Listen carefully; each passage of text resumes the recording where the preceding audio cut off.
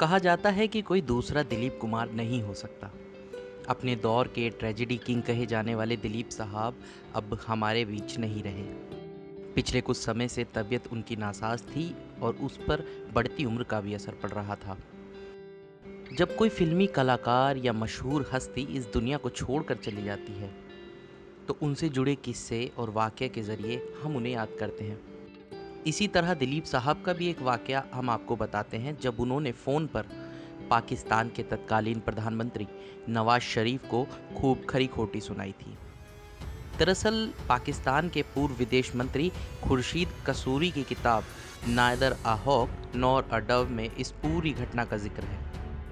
ये साल था 1999 का। भारत और पाकिस्तान के बीच करगिल की जंग छिड़ी हुई थी और एक दिन नवाज शरीफ के फ़ोन की घंटी बजती है। फ़ोन के दूसरी तरफ होते हैं तत्कालीन भारतीय प्रधानमंत्री अटल बिहारी वाजपेयी।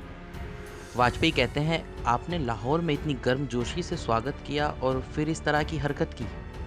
इस पर नवाज शरीफ कहते हैं कि मैं आर्मी चीफ परवेज़ मुशर्रफ से चर्चा कर आपसे बात करता हूँ। इतने में वाजपेयी जी बोलते हैं कि मैं आपकी बात अपने पास बैठे एक शख्स से करवाना चाहता हूँ। नवाज शरीफ कुछ समझ पाते कि इससे पहले ही फ़ोन के दूसरी तरफ से दिलीप कुमार बोल उठते हैं। मियाँ साहब, आपने हमेशा पाकिस्तान और हिंदुस्तान के बीच के पैरोकार होने का दावा किया है। हम आपसे इसकी उम्मीद नहीं करते थे। शरीफ कुछ बोल पाते इससे पहले ही दिलीप साहब ने आगे कहा, जब भी भारत और पाकिस्तान के बीच युद्ध होते हैं तो भारत का मुसलमान सबसे ज़्यादा तनाव में रहता है। भारतीय मुसलमान असुरक्षित हो जाते हैं, उन्हें अपने घरों से भी बाहर निकलना मुश्किल लगता है। कुछ नहीं तो हिंदुस्तान में रहने वाले करोड़ों मुसलमानों का ही कुछ ख्याल कर लीजिए। इसलिए हालात को काबू रखने की मेहरबानी कीजिए। दिलीप साहब की इन पूरी बातों को नवाज शरीफ चुपचाप सुनते रहे।